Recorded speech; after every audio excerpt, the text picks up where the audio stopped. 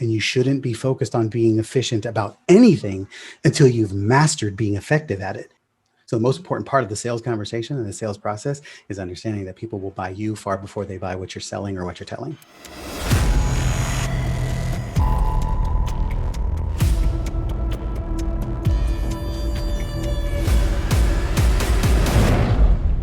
Welcome to Game Changer, where you get the inside track on how to thrive and succeed in a decade of disruption. We're all about winning together, so hit the subscribe button so you never miss an episode. I'm your host, Carmen Wild, and we're talking sales today. Without sales, you have no revenue. Without revenue, you have no business. So if you're tired of running continuous Facebook ad campaigns, hiring funnel strategists, and any other professionals that are not getting you sales results, then you want to definitely stay tuned, because our guest today is Jim Padilla, sales and launch expert and founder of Gain the Edge. And I'm sure we're going to gain an edge. So welcome, Jim. Awesome to have you on the show today. Carmen, thank you so much. Really looking forward to our time together here. Yeah, me too. So, Jim, your email signature reads, "It's not what you're saying, but who you're being while you're saying it." What's the significance of this in relation to sales? You know, it's interesting that that is a tagline that I adopted about 9 years ago, because I honestly, I believe in it, but I thought it was catchy and different. What I didn't realize was that I would be living into it and referencing it. Like, there's so many times where I'm on a training, a teaching or something, and I lead right there. I'm like, well, duh, that's why it's my tagline, right? Because it's the core of what I believe. But here's the deal. Nobody cares what you're saying or what you're doing. They care how you show up in that moment. People, if it's so much better, you can tell people what you do, or you can show up and be the thing that you do. Right? The more you can embody who you are and the kind of change and what you believe in, people just buy into you. And the most important thing that people ever do is buy you. So the most important part of the sales conversation and the sales process is understanding that people will buy you far before they buy what you're selling or what you're telling. And so if they can't buy you, they won't buy what you're selling and what you're telling. So you have to show up first and foremost as the person that understands the challenge that they have and cares enough to provide a solution. Then and only then does your solution matter. So that's a loaded one, Jim. Yes. Because being you means a lot of things. Being you means you've got to be confident. You've got to be believing 100%. you, Yep. believing what you bring in or serving, believing in the people around you. How do you teach people or help people be you? What do you find works? Yeah, well, this is great part of, because usually the teaching to be you is more the byproduct of doing things the way they should be done, as opposed to, well, because that is kind of a nefarious, elusive definition. But when you're crystal clear who you serve and why, the problems that they have and the consequences of not solving them, and all the powerful solutions you bring and why they're different, why they matter, and why they must be delivered in somebody's world, then you start showing up as the ideal evangelist for that solution, right? For me, it's, sales is not I don't care about sales. Sales is important. There's nothing in your entire life that ever gets done without a sale happening. That's somebody going on a date with you, convincing your friends to go to sushi instead of Italian, or whether you're getting somebody to buy your product, right? Or your team to buy an idea. There is a sale that must be made before anything happens in life. However, I don't care about people in sales. I care about people owning their outcomes. I care about people being in control of their circumstances instead of letting their circumstances control them. I care about people changing the world because they believe in it. People standing on a mountaintop to evangelize for what they believe in, even when nobody's listening, right? That's sales. That's sales. It's delivering a message that people don't want to hear, or that they do, that is going to fall on the right people. But the more clear it is, the more powerful it is, the more compelling it is, people will move in your direction, even if they don't want to hear the message, because people resonate with the truth in ways that we don't resonate with anything else. Amen, brother.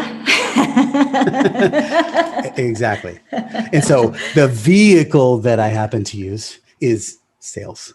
Yeah. But I don't wake up in the middle of the night worried about whether you're making sales. I do wake up in the middle of the night worried about you being able to live into your purpose and your calling and serve the people that you've been charged with serving. So my bet is when you're talking sales or helping or training, you're not actually, let's put it out there. You've just said you're the sales expert and you've just said you don't care about sales. Now that's like almost bizarre. So I bet you're not training sales, you're training purpose. What are you passionate about? What blows your hair back? What do you want to achieve? Is that the kind of stuff you're helping people get clear on? That's what it's all about. We use the term around here, peak performer. Peak performers are world changers. Peak performers live into their calling. Peak performers have impeccable positioning, attract premium partners, and gain and earn predictably powerful profit, right? Because then that gives you that confidence, the certainty, and the clarity to stand on that mountaintop, to stand in front of people, to stand with people, and to make all that difference, right? So those are the things that we're constantly focusing on. Yes, sales tactics and strategy, we got all of them, but so does everybody else. That's not what changes the game around here. Yeah. Let's talk about what changes the game. Tell us a little bit about it. I want to know about the game changer aspects of Gain the Edge and what you're doing to get all these beautiful people you work with so many sales. Yes. Well, we've been blessed to be able to generate over 9 figures worth of sales results for our clients. And that's a big number, and it's a real number, right? And but it's not because we become sales experts. It's because we're really, really good at assimilating environments and helping be the connective tissue between the people we serve and them delivering their message in a compelling fashion to the people that they serve. And here's the key. This is the game changer phrase that I put out frequently. If you can't sell, you will always be at the mercy of somebody who can. Okay, guys, there is no in between. If you cannot sell, you will always be at the mercy of people who can, which means you will always work for someone else. You will always be at the hustle and grind of somebody else. You will always be at the circumstances will control you until you can control your circumstances. Anybody who, this last 18 months in business was a really good eye opener. All you have to do is look over your shoulder and see what has happened since the beginning of 2020 up until now for you. If it has been nothing but challenge and turmoil and problems, then that's because you're not in control of your environment. If it's been resiliency, rebounding, right, and readjusting and keep moving forward. I know many people who've had their best years ever last year. We didn't have our best year, but we had one of our best years. Right? This was a good year for us. And it's not because we're brilliant. It's because we're resilient. It's because we're clear about how we're serving and who. We're not stuck on selling a product. We were stuck on trying to help people solve their problems in incredible ways. And if you're the expert of what you do, you'll find new ways to solve their problem underneath the umbrella of what you do, instead of being stuck on selling a product. Selling a product is the fastest way to go out of business. So many good things you're sharing with us, Jim. So if you can be a little bit more specific, give us some of the stuff that that is like so atypical to what a sales house would do. You've already shared so much with us. It's like there's a lot of philosophical aspects to what you do that's already making it completely different. But give us you talk about bad Assery. What? Maybe that's going to give it to us. What is that all about? It's understanding. You have to be the key concept in this is that you have to be able to make a sale to yourself every day. If you're not drinking your own Kool-Aid, every single one of you listening to this podcast or this interview right now, you are world-class at something. And I promise you, it's not branding, or for me, it's not sales, right? I'm not world-class at sales. I get great sales results. I'm world-class at inspiring people to see what's possible and helping them take a no excuse attitude towards conquering. what they need to do, right? I help people see the high side of opportunities. I help them see clearly a compelling argument to make for why it should matter, right? Again, selling just becomes the byproduct, right? If I'm not willing to take the mantle and say, I am world class, I am best in class, that is my badassery, then why on earth should you ever believe it? Right? So you have to make the sale to yourself every single day. And I listen to my podcast episodes. I not just to listen to them for vanity, but to see how I can improve them as well. What can I do differently? But when I listen to these ideas, I'm like, man, that was really good. I do understand that really well. I'm great at that. That was awesome, right? Or here's how I can make it better, right? But I'm constantly selling myself on the fact that I am an expert. And you have to be drinking your own Kool-Aid every day. I recommend from this moment forward, actually right now while you're listening to this, push pause, open up your calendar and insert a 10-minute chunk. You only need 10 minutes.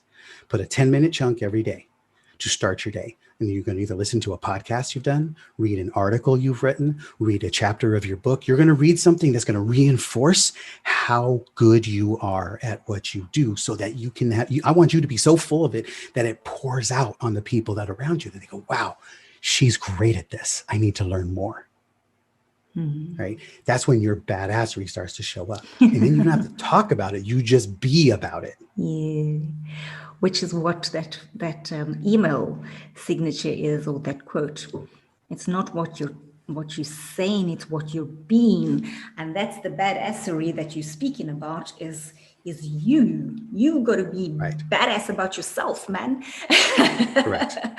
Correct. Yeah, that's such a cool way of seeing it. I really like what you're saying. It's got such a different take on sales, and seeing that you're your first sale. So every single day you're your first sale. Every day. Okay. Every day. And, like this morning, one of our team members, she is, our team does a lot of creative things to market and promote what we do. And we have a pretty big sales team. One of our sales team members, she created a video, 7-minute video that is essentially a message to potential buyers. And it says, hey guys, she's put out a message that says, I have been following the people in the Peak Performance Network, which is one of our sales communities or our training communities. And she's like, and I have figured out the journey and the key on why these people are having successful, consistent $10,000 months. Would you like to know would you like to see my notes? And then she put together a 7-minute video walking through her notes. Right. And it was, here's what Jim and Cindy do. Here's why I'm part of this team. And for me watching that was me drinking my Kool-Aid. It was like, wow, we're doing something really well here. And our team is incredible. Right. So it gets me on a total high. So I could show up here going, yeah, I'm badassery. I am great at this. Right. Doesn't mean I can't get better, because we do get better every day. But you find ways to ensure. Read something that a client sent you. If a client sent you an email, say, hey, you changed their life, or they're so grateful for you, read that stuff, put it up on your walls and read it every day. Don't just put it on your sales pages. Make sure you understand the change and the impact that you're making in people's lives in the world. I did a program, and this is really interesting what you're saying, because it's kind of opposite to what a lot of people say. So I did a program, and I won't mention which program it was. Sure. But his advice to us was, if you're going to keep going back into like your podcast or in whatever it is that you're doing, and you're going to see all the mistakes, it's going to stop you, and you're not going to get better. That's going to be your resistance. So don't watch anything, just keep moving forward.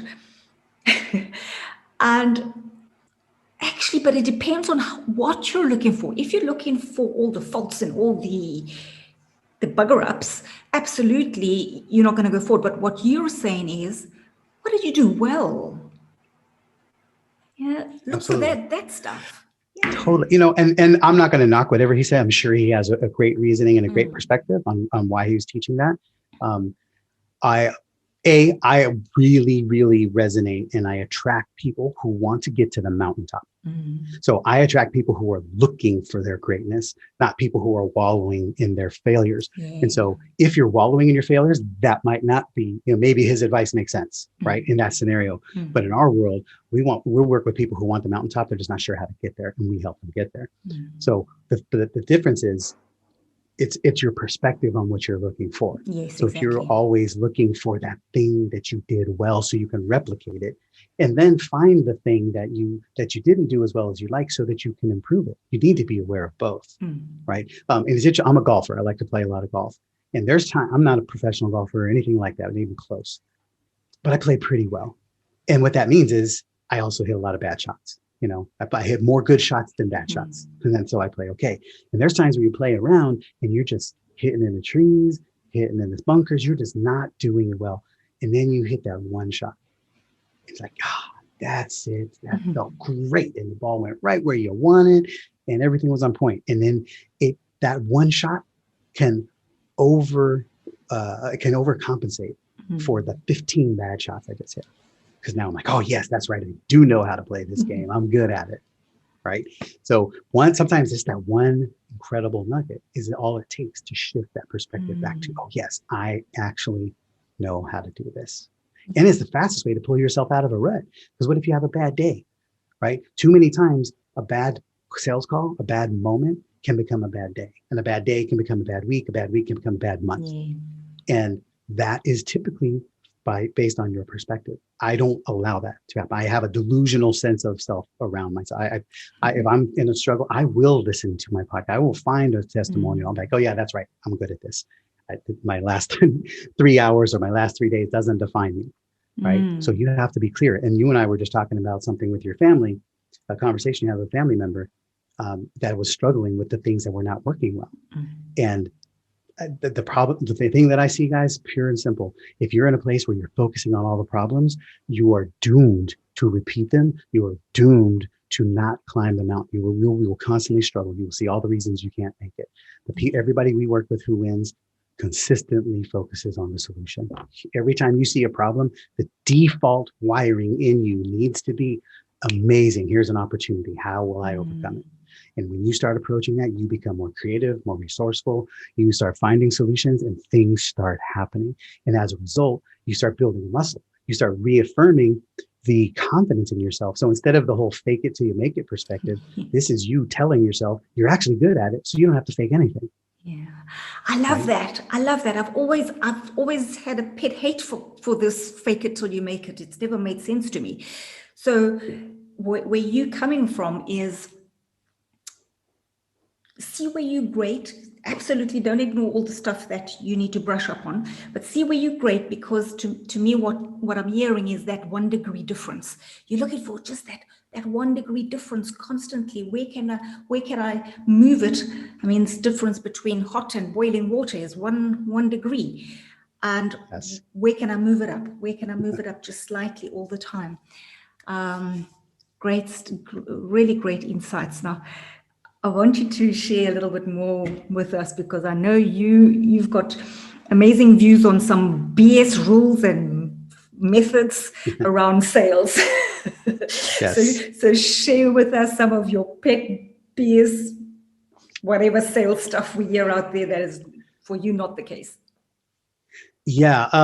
It all coincides with everything we've just been talking about, right? The more clear you are in who you are, the less you have to fake being something else. Yeah. And this is the craziest part that I watch people all the time in the game of business and sales.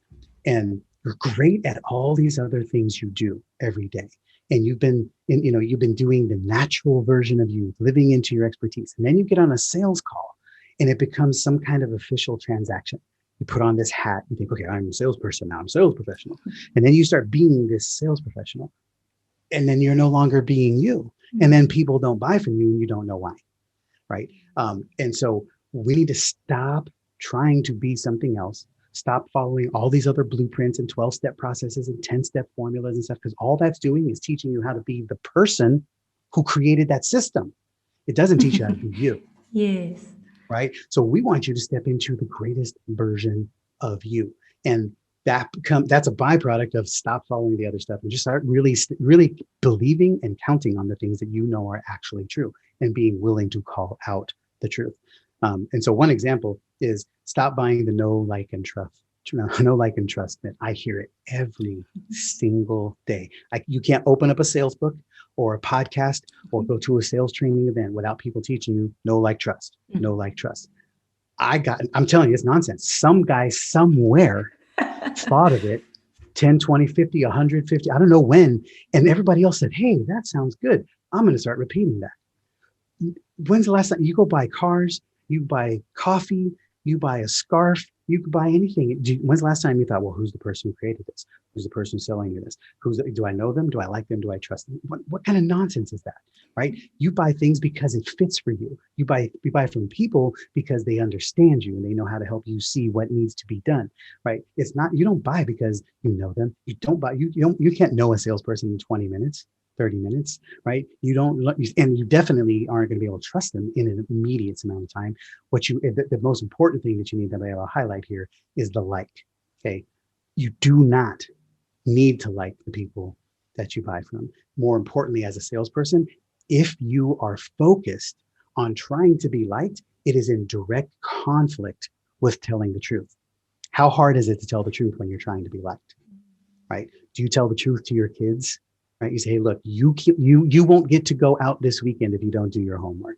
You don't get to go to soccer practice if you don't eat your broccoli. I don't know, whatever the thing, but you're telling the truth. You're holding on to the truth, and you don't care if they like you. You want what's best for them, right? The truth overrides the like. But if you're busy trying to be liked, you'll never tell them the truth, and then they'll never buy because the truth is the thing that's going to unlock them being clear that this problem must be solved because there's a consequence if I don't solve it.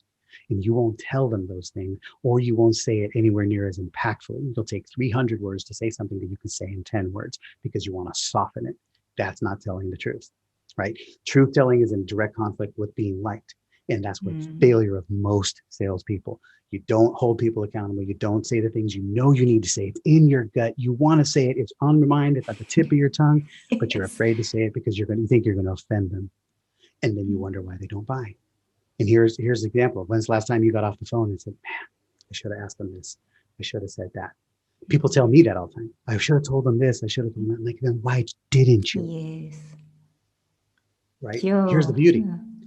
If you're thinking that right now, if you can think of one person in the last week that's happened, pick up the phone right now and call them. Pick up the phone as soon as you pause. Pick up the phone. Yep, and reach out and say, hey, I was thinking about you.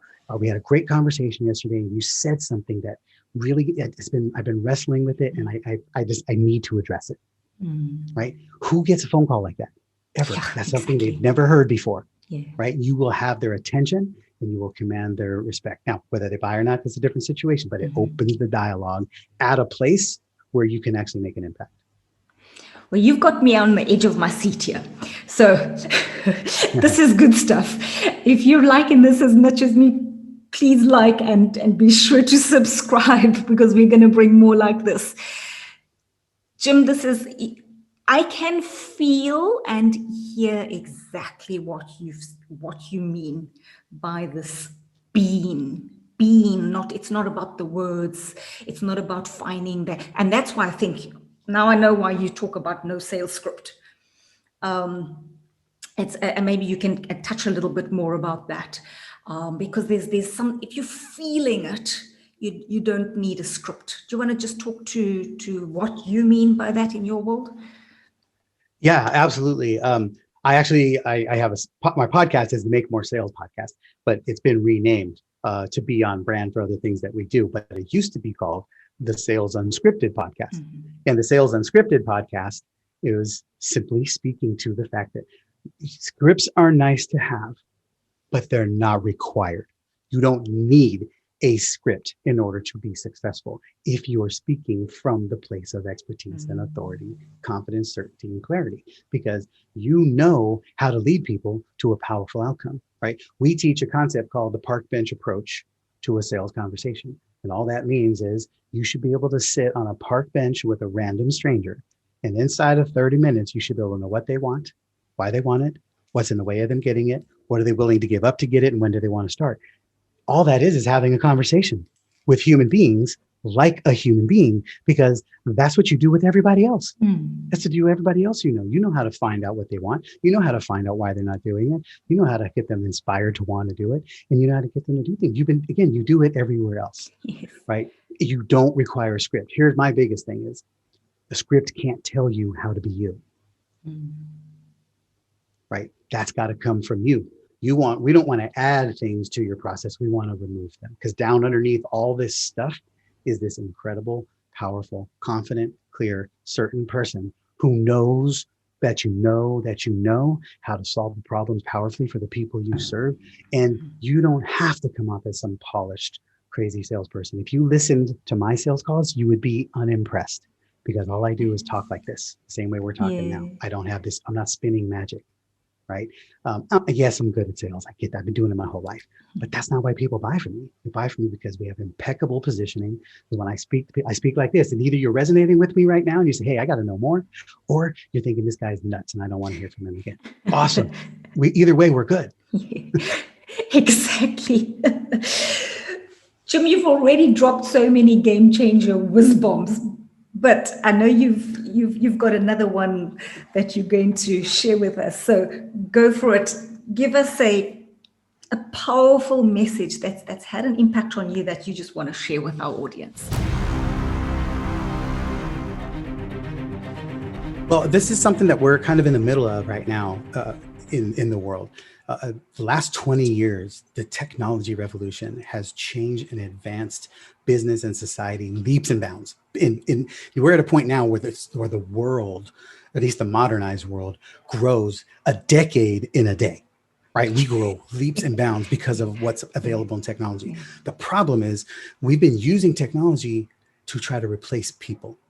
And I don't believe that's even possible. God created us. He didn't create technology. He created us in the ability to be able to deliver technology. And then with that technology, we have to use it wisely and use it well, right? Otherwise, it will be our demise. And here's the biggest piece.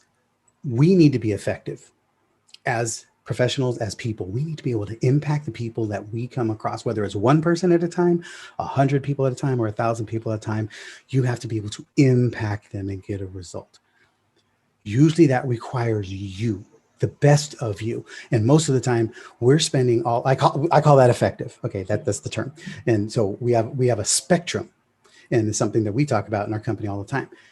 Effective is on the spectrum with efficient, but they are the opposite ends of the spectrum, right? At one end of the spectrum is effective, means you get a result. You know how to put your hands on something and change it and grow it and fix it.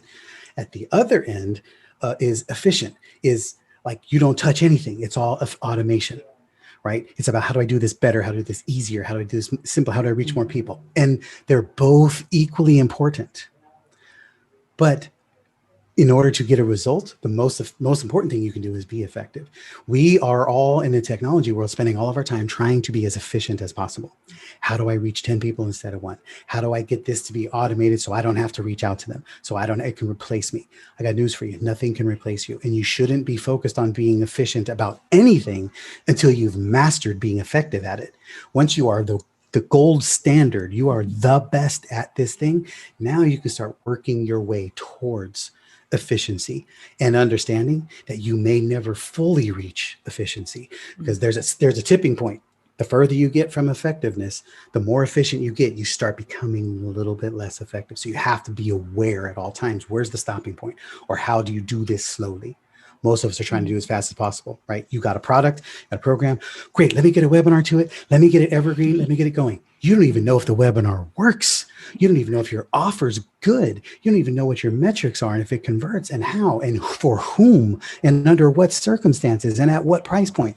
You need to be testing all of that and getting it nailed. Then go get it evergreen and efficient. Now you can start working on being efficient and always testing the effectiveness of it so you know what else you need to modify. Right. So you cannot let the world, because effectiveness, it's a pendulum, right? Technology is a pendulum. And in the last 20 years, it has been pushed all the way to one end. It's about replacing humanity. I am here to take a powerful stand I'm going to be right here when that pendulum swings back the other way. It's going to smack us right in the face, and we're going to be here to catch it. We're going to say, guess what? If you waited to master the humanity of all of this, you will be devastated when the pendulum comes back, because you will be fully relying on the technology, and you'll wonder why you can't reach people and why you can't connect with them and why you can't make a difference. We're right here waiting. We are firmly planted. Humanity will never, ever be replaced. The human touch in business will never be replaced. You need to use technology to optimize and enhance the human side of the business, not to replace it. So don't try to replace yourself. Only try to figure out how can you use technology to replicate you, and I don't mean like replace you, I mean replicate steps, replicate process, all of that. That's probably the most subtle, powerful thing that I can deliver on right now. Thank you. And what a powerful message at a time where everybody's so fearful of AI.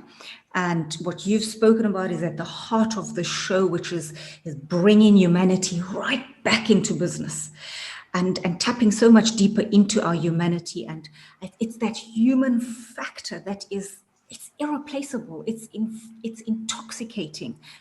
And so Yes. thank you, Jim. That's a really special message to remind us of this human factor that is do more of, just because that's the magic. That's what we're craving and looking for and connect with.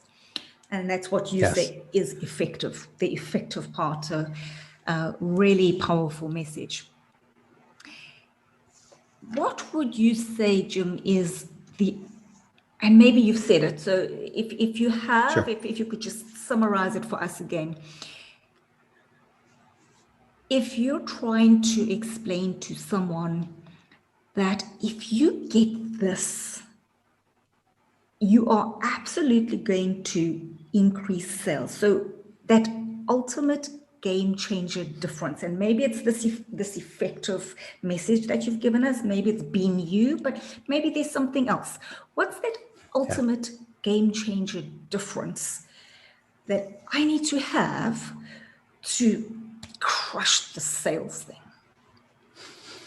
So here's the best way that we can sum it up, and it's really, really important. Influence is what sales is synonymous with influence. You hear that term thrown around a lot. I don't think that influence is a thing. I believe it is a spectrum also, right? It is a continuum. At one end of influence is convincing, right? There's convincing. And you hear terms like you can lead a horse to water, but you can't make them drink. Yes. Okay. So that's convincing. We're trying to lead the fact that you're even trying to take the horse and lead them to water. You're trying to convince them, because a horse is, if they're in the middle of dirt and not seeing water, they don't even know what to do about it. Okay. Then you move forward, and then you move from convincing to persuading, right? So, or proving. Proving is when you're trying to prove to them that the water is wet. Here's the water. Let me throw it at you.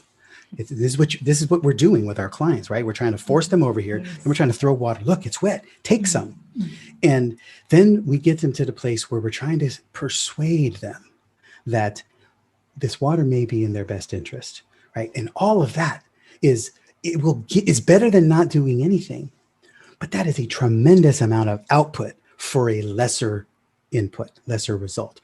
What you want to be moving towards is the other end of the spectrum altogether, which is compelling. Compelling, by definition, is to create an irresistible urge inside of somebody. When somebody is compelled, they feel like they must do this. I have to take action on this because I need this, right? Your job is not to lead a horse to water and convince them to take a drink. Your job is to make them thirsty. How do you make people thirsty? Yes. When you make them thirsty, they will run you over to find water.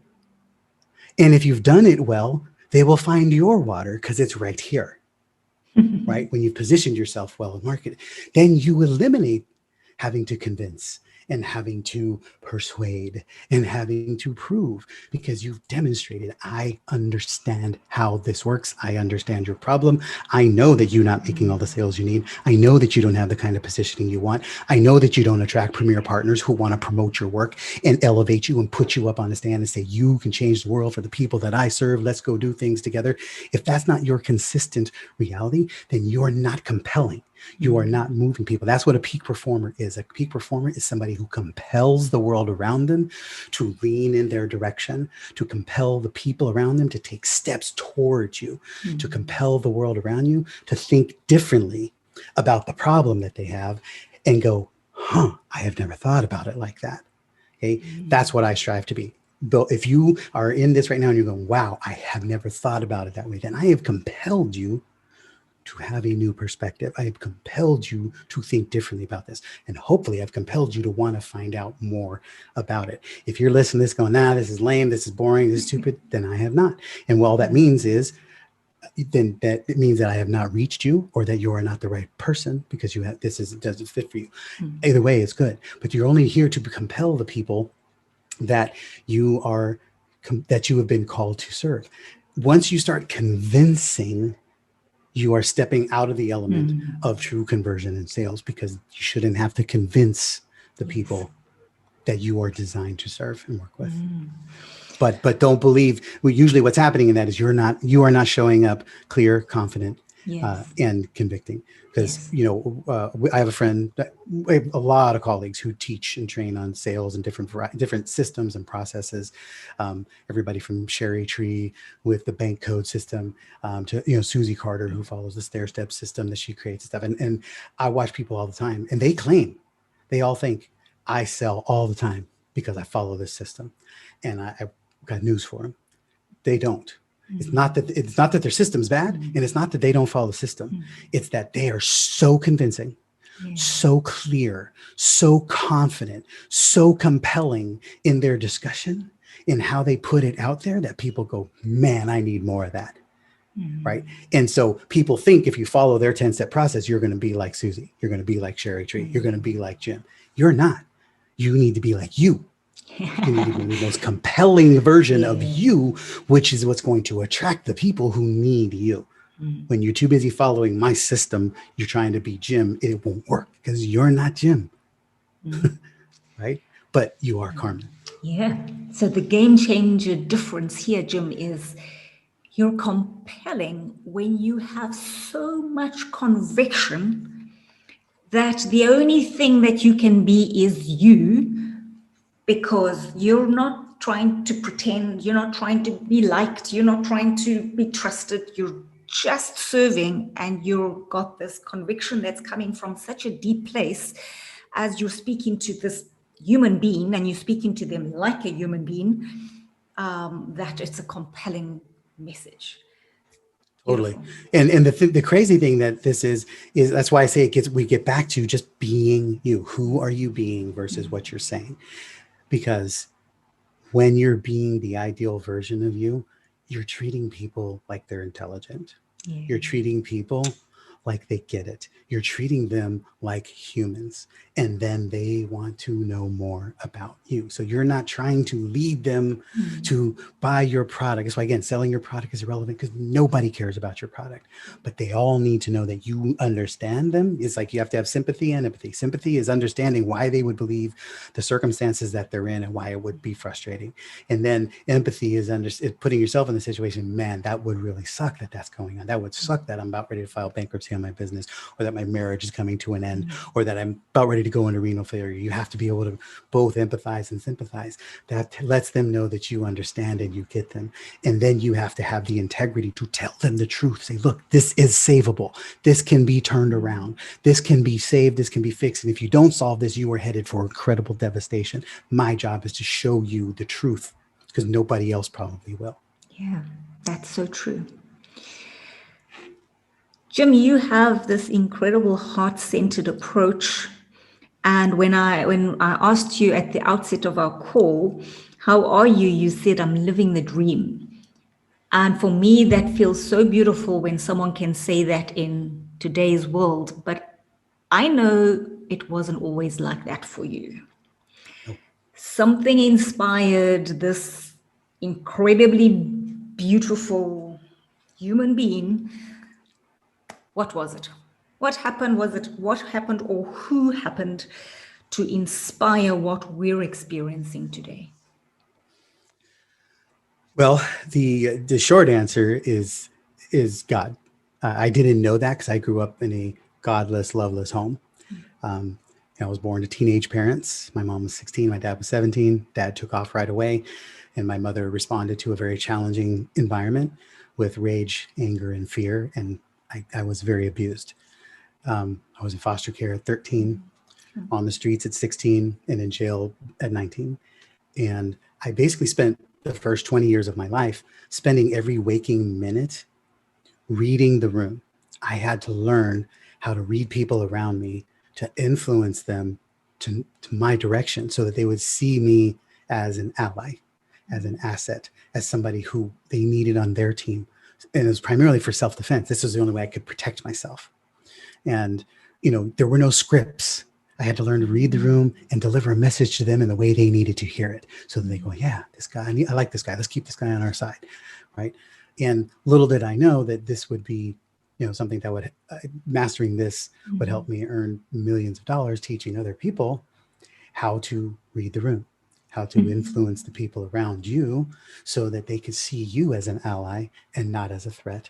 Because most people don't want to buy from you primarily because they don't understand why they should, and when the conversation first starts out, it's a threat. They're like, what does this person want? What does she want? What does he want? Why is he what do they want to take from me? Even though they showed up for your call because they have a problem to solve, they're evaluating you and trying to protect themselves from you. Right. So we've made this, we've lived into this process. Basically, my 25-year mark was really a big one for me because the first 25 years, because of my environment, I thought that I had to fight my way through life. So whoever I couldn't influence, I had to be ready to fight. And I learned you hit first and hit hard. I didn't want to be, I couldn't let somebody take advantage of me.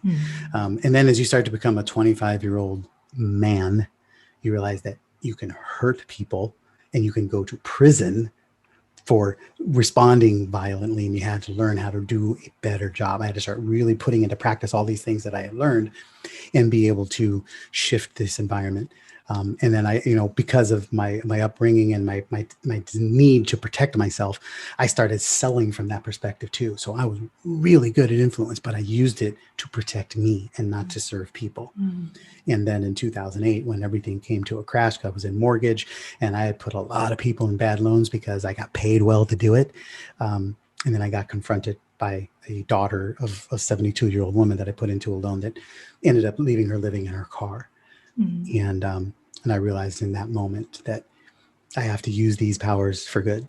And I recognized that I had to strip out everything from my sales process that was about me and everything. And I left everything in that was about serving people. It's like, how can I just serve them and let the outcomes be what Zig Ziglar says so well, right? You get what you want by helping enough people get what they want. And everything is switched since then. And, people, we've never made more money.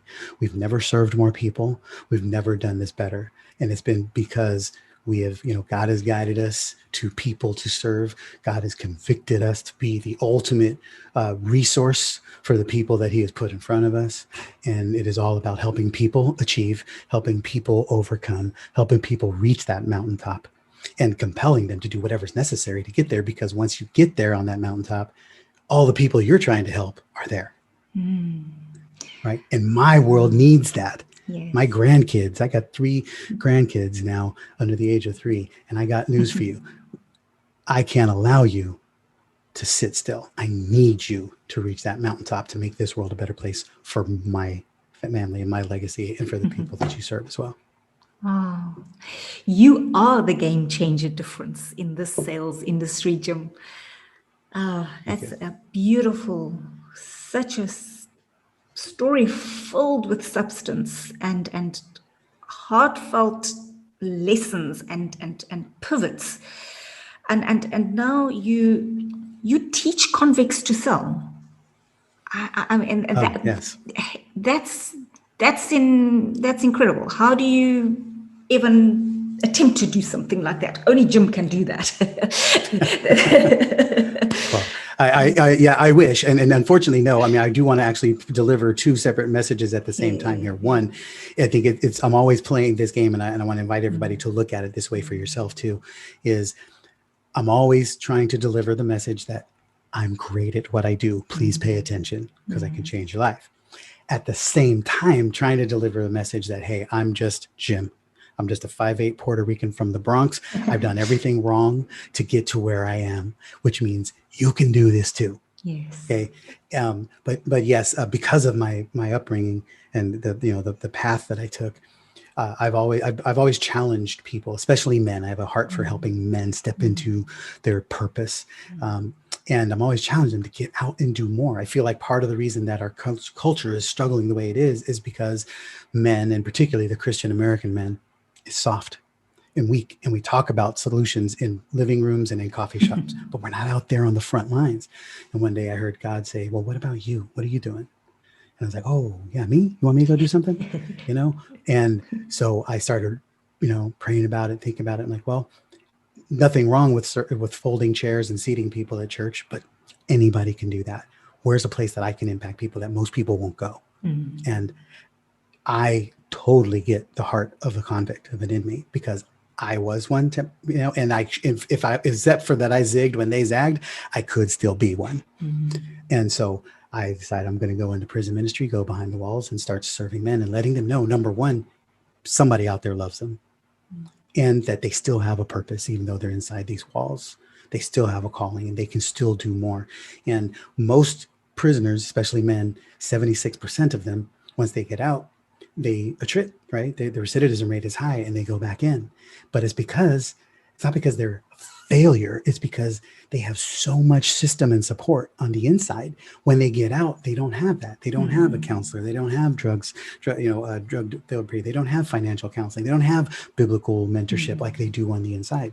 So we are building centers we're working on the name of it, but right now it's a redemption redial. And the whole process is we can redeem people by getting them on the phone, giving them a purpose, helping them learn a skill set that will make them valuable and profitable and of service to other people. They can be selling for other people. Then they won't have to go deal drugs. They won't have to be on the streets. They won't give up on themselves because they're trying to find purpose. They will also be surrounded by others like them. So they won't be the one that sticks out wherever they are. And they will be surrounded by all the same kind of programming and support that they have on the inside. And our goal is to flip the recidivism rate so that 76% of them stay out instead of go back in. What humanity. The world. Yeah. Yes, exactly. That's the true essence of humanity, to go and do something like that for ex-convicts and see the human, give them a chance, give them that promise. That's all we need. Yeah, absolutely. Absolutely. Jim, coming back to the world of business now, we have some really tough stuff going on around the world. And for the next decade, probably it's going to be continuous disruption. Share from your experience with our audience, please. What do you think is one of the most threatening disruptions that you foresee, that we need to really be aware of and think about? And what is an exciting disruption that we could leverage from your perspective? Yeah, as I mentioned earlier, the technology piece, I think technology is something that is, while it's such a blessing, you have to be vigilant. You have to, and all of this comes back to right from the beginning, right? You have to know who you are, who you serve, and how, so you know how technology can help you, right? I've recently taken all of my social media apps off my phone. I'm only on social media when I'm on my computer. So now it's 10 minutes a day instead of 3 hours a day, right? I can't let that stuff control me. Again, that's what the core of this from the beginning. If you master sales, then you will. If you can't master sales, you'll be at the mercy of other people who can. You have to understand where your limits are, where your boundaries are. Here's a key component of that is understanding who, not how concept. We've heard of that. We have one of our core values in our company is ownership. And what that means is you own the outcome getting done. Hear this, people. This own the outcome getting done is not the same thing as you delivering the outcome. Now, if I say, hey, I need you to make sure, I say, hey, I need you to hang this whiteboard. Your job is to ensure the whiteboard gets hung, not to do it. Your job is to make sure somebody does it and that it gets done timely and effectively while something else is happening. That person will always win in their environment over somebody who's busy doing it, right? Don't be the doer, be the person who ensures that it gets done. That's what true ownership is. That is what will protect you from the technology craze that we're in, because it will keep you from diving over the edge, doing the things that you should, and letting the rest of the world control your circumstances. You have to be able to own your environment. And for me, the most innovative thing that we are doing is we are being as human as we can be. We are sticking with what works. Humanity has been here to evolve. We always talk about all these other things that have survived, and crocodiles and species and stuff. Guess what? So have humans. We're here, right? We have overcome. You have to trust that God did not make a mistake when he created you, right? You don't need to transform, become a big old different thing. You just need to be the most powerful version of what you were designed to do, and stop worrying about what the rest of the world's doing, because you weren't called to be me. You weren't called to be Carmen. You weren't called to be anybody else. You were called to be you. And you just need to focus in. The more you know you, the more you know what is needed, the more you know who is needed around you to help deliver those outcomes. So would you then sum up your start and stop in those lines, in terms of start being you, stop being everybody else? Or is there a different way you want to sum it up? That's it sounds so ethereal, but yes, that's exactly it. It all comes to be the ultimate peak performer. You want to have impeccable positioning, attract premium partners, and be able to generate predictable profit. And that comes from being compelling, which comes from being clear, certain, and confident of what you're doing, why, and how. Right? You don't have to like me. You may think all kinds of things about me. One thing that typically is never confused about me is that I'm good at what I do, that I'm clear, that I'm confident, and that I'm certain. And that in itself is very, very enrolling and leads to incredible amounts of success. So stop listening to all that BS out there and reading all the scripts and trying to do all these things in terms of other people's systems. Yes. Just be you. Stop the pretenses, stop the facade, stop all that rubbish, and just be you, because that's the easiest way to just show up in the world, is just to be you. You don't have to worry That's about... what people are going to buy. Absolutely. That's what they're going to buy more than anything else. This has been amazing.